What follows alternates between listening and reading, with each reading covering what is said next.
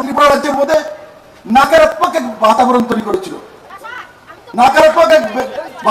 করেছিল, যার মধ্যে মানুষকে আপনার জীবনে কমি আছে সেটা মাত্র আপনার গোনানোর জন্য। বন্ধুরা, মানুষ নিজে নিজে সবকিছু করতে পারে, অন্যকে করে দিতে হয় না, অন্যকে শুধু উৎসাহ জাগাতে হয়।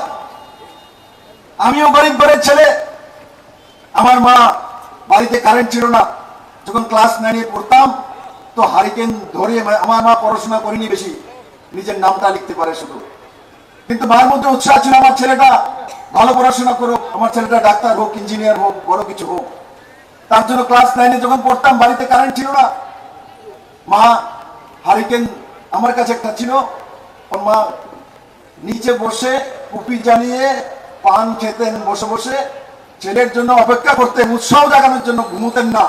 যতক্ষণ না পর্যন্ত ছেলে পড়ছে ততক্ষণ পর্যন্ত মা জেগে থেকে কুপির মধ্যে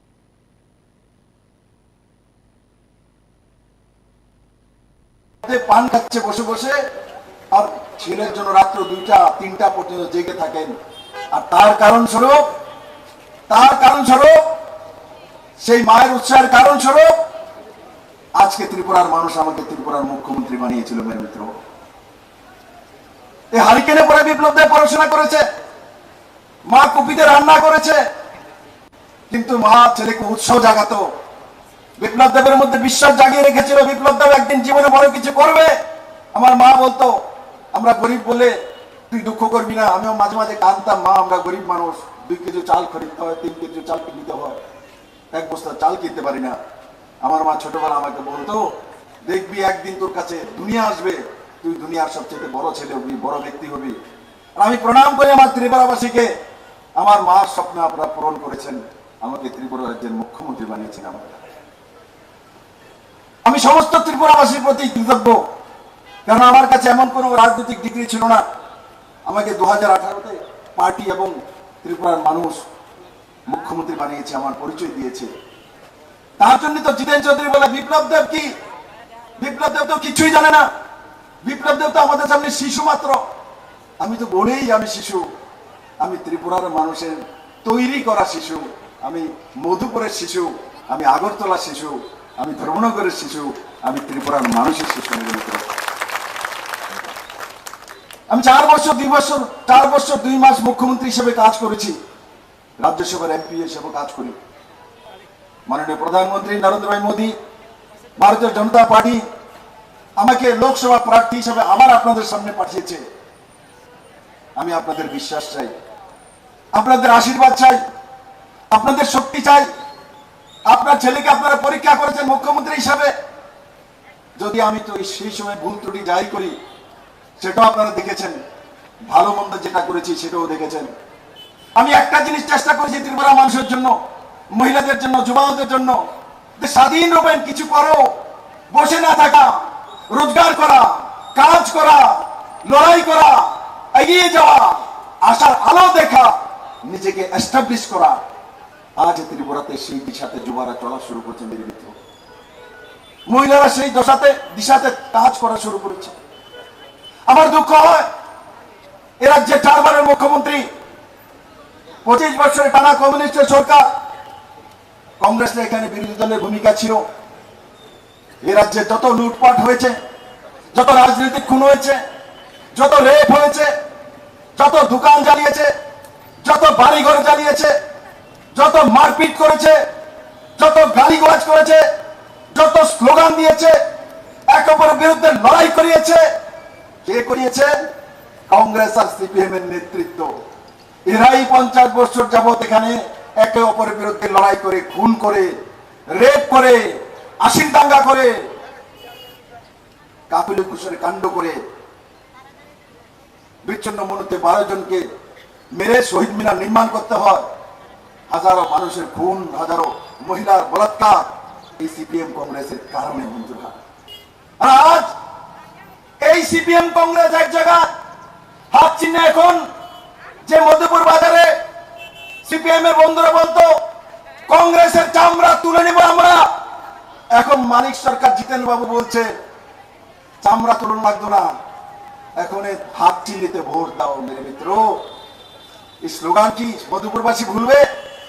মধুপুরবাসী ভুলবে? কংগ্রেসের চামড়া তুলে নেবে আমরা। ভুলবে মধুপুরবাসী? যখন কংগ্রেস স্লোগান দিত নারী নির্যাতনকারী সিপিএমরা হুঁশিয়ার, এই স্লোগান কি ভুলতে পারবে মধুপুরবাসী? যারা কংগ্রেস সিপিএম এখনো আছেন, আমি আপনাদেরকে বলবো ভোটটা নষ্ট করার দরকার নেই। আপনারা গণতন্ত্রের গণদেবতা, তাদেরকে ভোট দেওয়া মানে আপনার ভোটটা নষ্ট করা, বিনাশ করা মেরে মিত্র। ত্রিপুরার মানুষের দিকে তাকান, সমস্ত ত্রিপুরার দিকে তাকান। মানুষ কংগ্রেস সিপিএম কে প্রত্যাখ্যান করেছে, আর তার জন্য এখন 4 বারের মুখ্যমন্ত্রী মানিক সরকার বেরিয়ে কি বলেন? উনি কিসের জন্য হাত চিহ্নে তো ভোট দেবেন? উনি সংবিধান বাঁচানোর জন্য হাত চিহ্নে ভোট দেবেন, উনি রাষ্ট্র বাঁচানোর জন্য হাত চিহ্নে ভোট দেবেন, উনি ত্রিপুরার অস্তিত্ব বাঁচানোর জন্য হাত চিহ্নে ভোট দিবেন। মানিক বাবু, জিতেন বাবু, বিপ্লব দেব মূর্খ নয়। আপনারা আপনাদের কমিউনিস্ট পার্টির ম্যানিফেস্টো রিলিজ করেছেন। প্রকাশ করাত তেরা বৃন্দা করাত ইতারাম সীতারাম ইয়েচরে কমিউনিস্ট পার্টির মধুপুরবাসী শুনে নাও, যে মানিক সরকার বলছে রাষ্ট্র বাঁচাতে হবে, সংবিধান বাঁচাতে হবে, আর তার জন্য হাত চিহ্নিতে ভোট দিতে হবে, রাষ্ট্রের অস্তিত্ব বিপন্ন। এই কমিউনিস্ট পার্টি ম্যানিফেস্টো রিলিজ করেছে। সেই ম্যানিফেস্টোর মধ্যে কি লেখা আছে জানেন? কি লেখা আছে জানেন মধুপুরবাসী?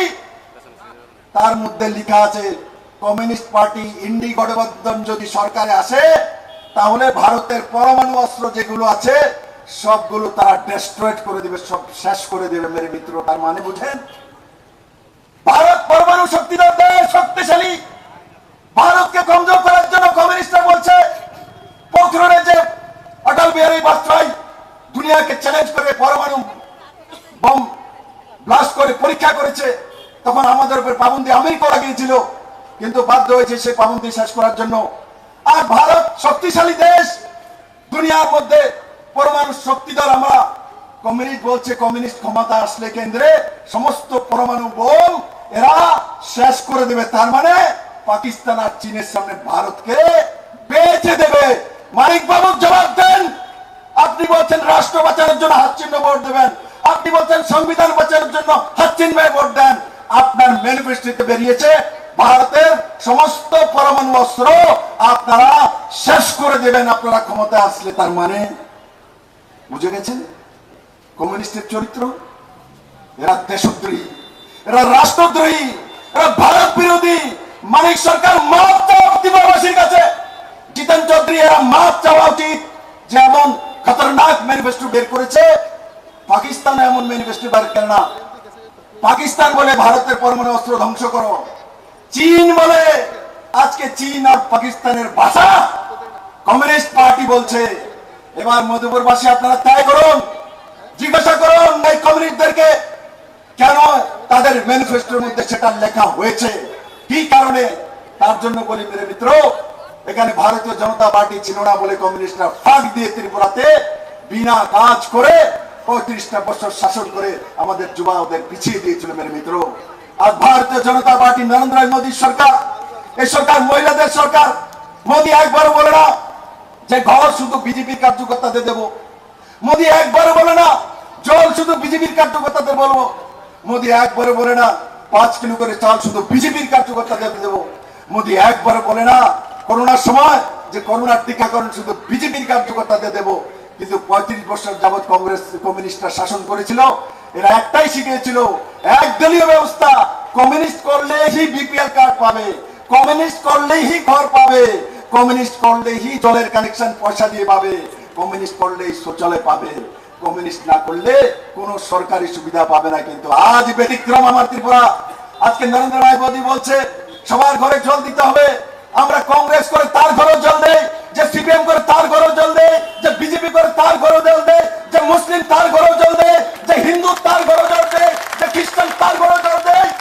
যে আমাদেরকে ভোট না দেয়, গালিগোলাজ করে, তার ঘরে জল দেয় মেরে মিত্র। এটা হচ্ছে তখন ভারতীয় জনতা পার্টি, কমিউনিস্ট পার্টি আর কংগ্রেসের মধ্যে। মোদীর কাছ থেকে অনেক কিছু শিখতে হবে মেরে মিত্র। আজকে মধুপুরবাসী সবাই জানে মোদী বলেছে 2024-এর মধ্যে সমস্ত ঘরের মধ্যে জলের কানেকশন দিতে হবে। মোদী বলেনি যে শুধু বিজেপির ঘরে দিতে হবে, কিন্তু ত্রিপুরার মানুষ মেনে নিয়েছিল যে কমিউনিস্টরা যে রীতিনীতিগুলি বানিয়েছিল, এই রীতিনীতিগুলি সরকারের নিয়ম। এগুলো সরকারের নিয়ম নেই মেরে মিত্র। সরকারের নিয়ম হচ্ছে সবকা সাথ সবকা বিকাশ, সবাইকে নিয়ে সবার জন্য কাজ করা নরেন্দ্র মোদী যেভাবে করে। আমার প্রিয় মধুপুরবাসী, এখনো যারা কমিউনিস্ট পার্টিতে আছেন, আমি করজোড়ে নিবেদন করি, আমি যে বলেছি কমিউনিস্টের ম্যানিফেস্টোর মধ্যে ভারতের পরমাণু বোমকে ধ্বংস করার জন্য লিখেছে, জিজ্ঞাসা করুন কমিউনিস্টের নেতাদেরকে লিখেছে কিনা বলে। বিপ্লব দেব বলছে লিখেছেন। তারপরে কমিউনিস্টদের ভারতে থাকার অধিকার নেই মেরে মিত্র, এই দেশের মধ্যে থাকার অধিকার নেই। এদেরকে পাকিস্তানে ভাগিয়ে দেওয়া উচিত, এদেরকে চীনে ভাগিয়ে দেওয়া উচিত। এদের অধিকার নেই ভারতের বর্ষের মধ্যে থাকার। আর এই পরমাণু বোম বানানোর জন্য আমাদের মায়েদের কষ্টের ট্যাক্সের পয়সা দিয়ে ভারত সরকার সেই পরমাণু বোম কেন বানিয়েছে? পাকিস্তানের হাতকে দেশকে বাঁচানোর জন্য, চীনের হাত থেকে দেশকে বাঁচানোর জন্য। আর দুনিয়া ভয় পায় ভারতকে কেন? ভারত পরমাণু শক্তিধর দেশ। আমার যুবা চেহারা আছে, গর্ব করে, আরে আমি ভারতবর্ষের নাগরিক। ভারতকে যদি কেউ আক্রমণ করে চীন, তো ভারত পরমাণু দিয়ে তাদেরকেও আক্রমণ করবে, বারবার এদেরকে ছাড়বে না। আর কমিউনিস্ট বলছে আমরা ক্ষমতা আসলে সমস্ত পরমাণু বোমগুলি ধ্বংস করে দেব। তার মানে কি? তার মানে ভারতকে পাকিস্তান চীনের সামনে বিক্রি করে দেবে। এই হচ্ছে কমিউনিস্টের মানসিকতা। আর মানিক সরকার বলে উনি সংবিধান বাঁচানোর জন্য এসেছেন, উনি রাষ্ট্র বাঁচানোর জন্য এসেছেন, উনি ভারতের অস্তিত্ব বাঁচানোর জন্য এসেছেন। এতদিন বলেছিলেন অস্তিত্ব বাঁচানোর জন্য, এসছেন আপনার নিজের পার্টির অস্তিত্ব বাঁচানোর জন্য। আপনার এখন কংগ্রেস সিপিএম একাত্ম হয়ে হাত ছিনিয়ে ভোট চাইছেন। মেরে মিত্র, এই ইলেকশনে আমি সমস্ত কমলাসাগরবাসীকে নিবেদন করব, এই ইলেকশনে 100% ভোট করুন। সমস্ত ভোট পদ্ম বলে দিন, নরেন্দ্র মোদীকে দিন। আর সিপিএম এর যে রাষ্ট্রদ্রোহী ম্যানিফেস্টো রচনা করেছে তার জবাব দেন। আর এই দুনিয়া থেকে সিপিএম কে মুছে দিন, এই দুনিয়া থেকে কংগ্রেসকে মুছে দিন। আর এই দুনিয়াতে, এই ভারতবর্ষের মধ্যে জনতার সরকার, 140 কোটি ভারতবাসীর সরকার, 5 কিলো করে চাল দেওয়ার সরকার, ফ্রিতে প্রধানমন্ত্রী আবাস যোজনার ঘর দেওয়ার সরকার, ফ্রিতে করোনা টিকাকরণের সরকার, ফ্রিতে জল দেওয়ার সরকার, ফ্রিতে শৌচালয় দেওয়ার সরকার, ফ্রিতে কিষাণ সম্মান নিধি 6000 টাকা বাড়িতে পৌঁছানোর সরকার, 2000 টাকা করে ভাতা দেওয়ার সরকার, 7th মে স্কেল দেওয়ার সরকার, 25% দিয়ে দেওয়ার সরকার। বন্ধুরা, সেই সরকার ত্রিপুরাবাসীর চাই মেরে মিত্র। তাই আজকে আমি মধুপুরবাসীর কাছে দায়িত্ব দিয়ে যাব। 19 তারিখ নির্বাচন হবে, প্রার্থী আমি আছি। নরেন্দ্র মোদী প্রধানমন্ত্রী তৃতীয়বার মতো, দেশের কল্যাণের জন্য মোদী চাই। তাই আমি সমস্ত মধুপুরবাসীকে জাতি ধর্ম দল মত নির্বিশেষে বলছি, বন্ধুরা, ভোটটা হাত চিনিয়ে দিয়ে ভোটটা নষ্ট করে কোনো লাভ নেই। ভোটটা নষ্ট করবেন না, গণতন্ত্রের ভোটের দাম আছে মেরে মিত্র। এই ভোটটা দিয়ে চিন্তা করুন, একটা ভোট আপনি যদি কংগ্রেসের হাত চিহ্নে দেন, তো সেই ভোটটা চলে যাবে। আর এই ভোটটা যদি পদ্ম বলে দেন, তো আপনি প্রধানমন্ত্রী নরেন্দ্র মোদী তৈরি করবেন। এখন আপনি বিচার করুন, আপনার ভোট দিয়ে আপনি প্রধানমন্ত্রী নরেন্দ্র মোদী তৈরি করবেন না নরকুচি ভোটটা শেষ করবেন। আপনার এত মূল্যবান ভোটটা মেরে মিত্র, আপনার এই মূল্যবান ভোট এই কংগ্রেস সিপিএম এর মিতালির কারণে নষ্ট করবেন না। আমি বারবার করজোড়ে নিবেদন করি, নষ্ট করবেন না। আপনার এই মূল্যবান ভোটের অনেক মূল্য আছে, জীবনের মূল্যের চাইতে ভোটের মূল্য কম না মেরে মিত্র। তাই আমি বলছি সমস্ত মধুপুরবাসীকে, আপনারা 19 তারিখ সকালে সকালে উঠে একযোগে সবাই নরেন্দ্র ভাই মোদীকে প্রধানমন্ত্রী বানানোর জন্য ভোট করুন, নাকি ভোটটা খারাপ করার জন্য ভোট করবেন। তাই আমার বিশ্বাস যে আগামী 19 তারিখ সমস্ত মধুপুরবাসী, সমস্ত কমলাসাগরবাসী, সমস্ত নজওয়ান, সমস্ত মায়েরা একযোগে এক মানসিকতা, সমস্ত কৃষকরা এক জায়গায় নরেন্দ্র ভাই মোদীকে পদ্মপদ চিহ্নে ভোট দিয়ে তৃতীয়বারের মধ্যে প্রধানমন্ত্রী বানাবো। দেশ রক্ষার জন্য, মায়েদের রক্ষার জন্য, যুবাদের রোজগারের জন্য, কৃষকদেরকে রোজগার দেওয়ার জন্য, ভারতকে এগিয়ে নেওয়ার জন্য, ভারতকে দুনিয়ার শক্তিশালী দেশ বানানোর জন্য সেই দিশাতে কাজ করব। একবার আমার সঙ্গে হাত তুলে বলুন, ভারত মাতা কি, ভারত মাতা কি, নরেন্দ্র ভাই মোদী কি, মধুপুরবাসী কি, কমলাসাগর মন্ডল কি। সবাইকে ধন্যবাদ।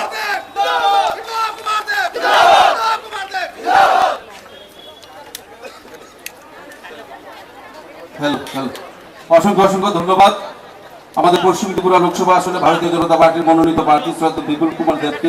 উনি আপনাদের সামনে এতক্ষণ খুব মূল্যবান আলোচনা রেখেছেন। এখন আজকের এই সভার সমাপ্তি ঘোষণা করবে মাননীয় মন্ডল